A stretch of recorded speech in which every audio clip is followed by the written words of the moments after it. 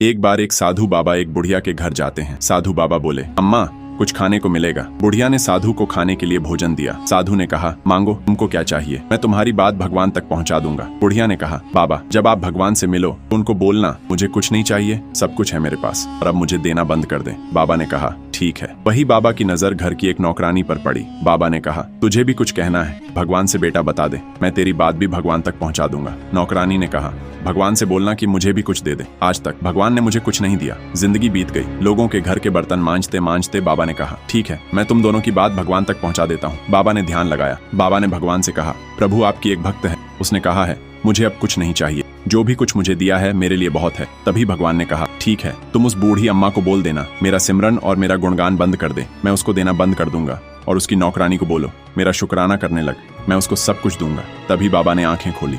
बाबा ने कहा, अम्मा भगवान ने कहा है तुम मेरा शुक्राना करना बंद कर दे, मैं तुझे देना बंद कर दूंगा। बुढ़िया ने कहा, ये तो नहीं हो सकता, मैं ऐसा नहीं कर सकती। अब बाबा ने नौकरानी से कहा, भगवान ने तेरे लिए भी एक संदेश भेजा है, भगवान ने कहा है तू मेरा शुक्राना कर, मैं तुझे सब कुछ दूंगा। नौकरानी ने झट से कहा, मैं क्यों करूं भगवान का शुक्राना, उसने मुझे दिया ही क्या है, ये फटी साड़ी और लोगों के झूठे बर्तन। अब आप ही बताइए, इस कहानी का निष्कर्ष बोलो। राधे राधे।